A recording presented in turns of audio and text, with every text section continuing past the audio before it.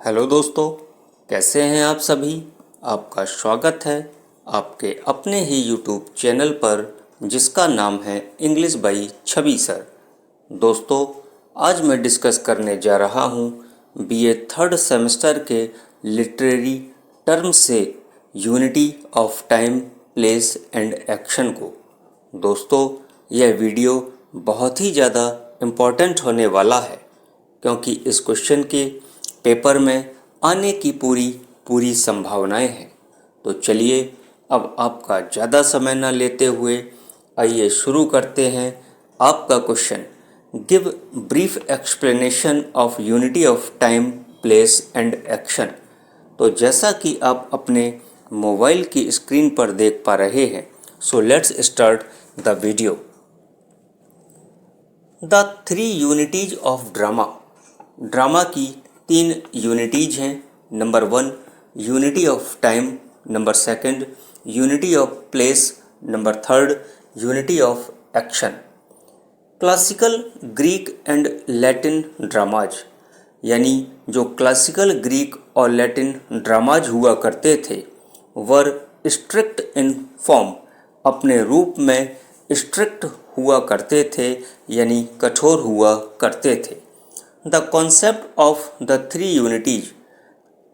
Unities का जो concept था यानी जो विचार था, derives from Aristotle's poetics, Aristotle के पोएटिक से लिया गया था।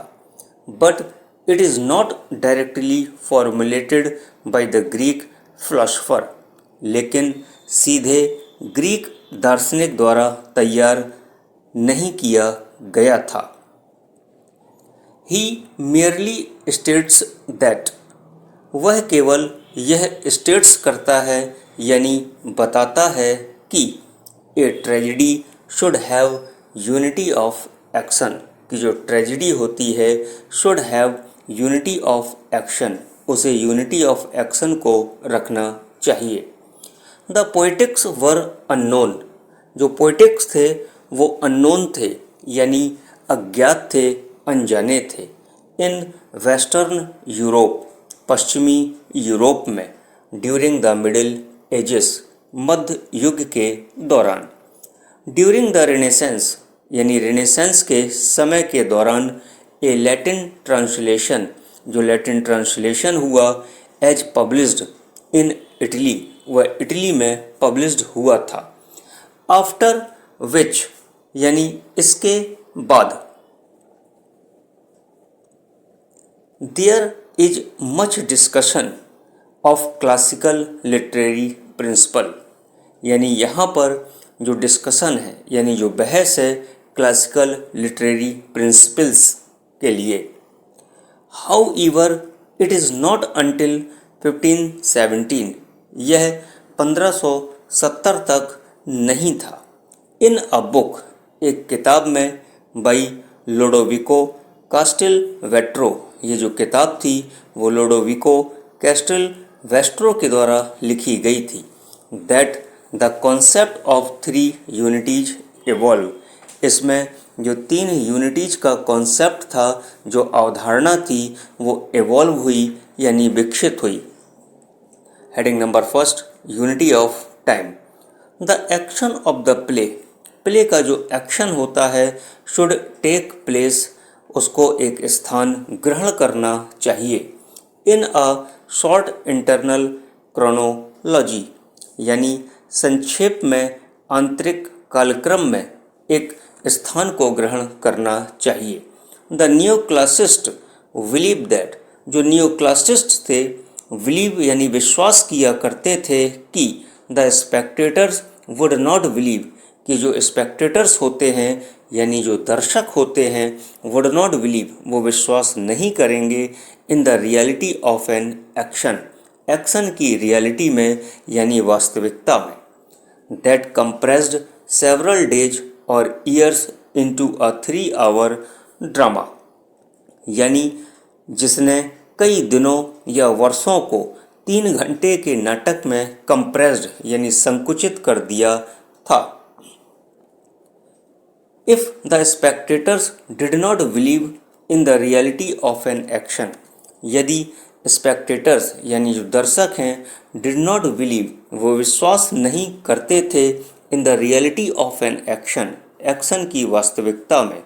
The tragedy would not have it's proper effect तो जो ट्रेजिडी है वो अपने प्रॉपर इफेक्ट में नहीं आएगी।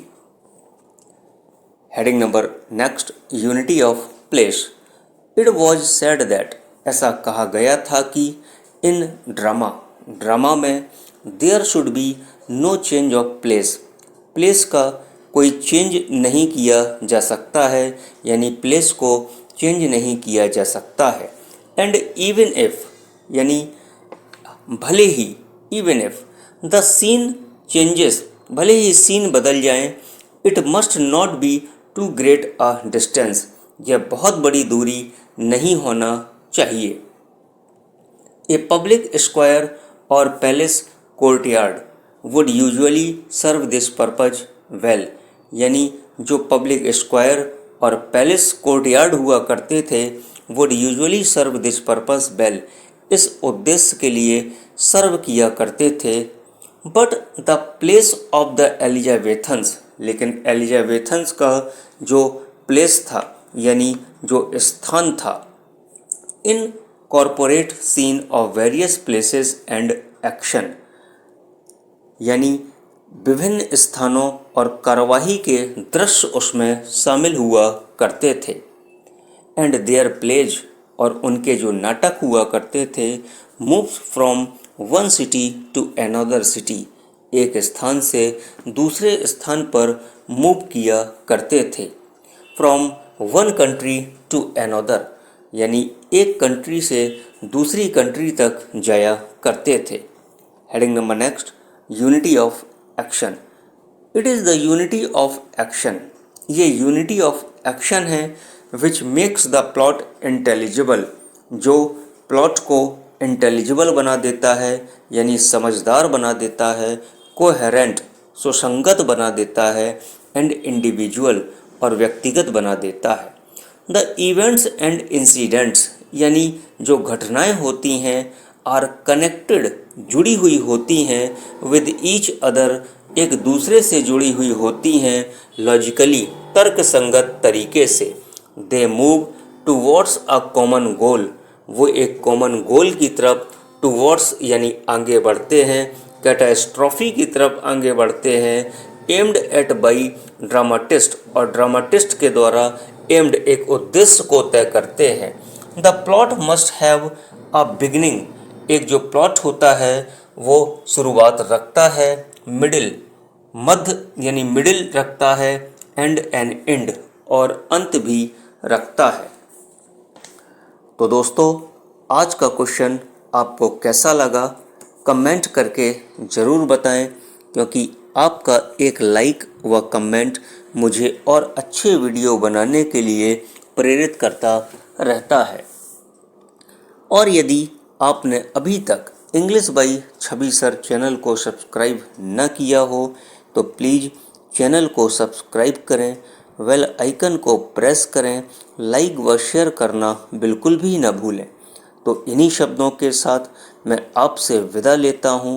तो जब तक आप खुश रहिए, मस्त रहिए और जहाँ रहिए प्रसन्न रहिए। Thank you for watching.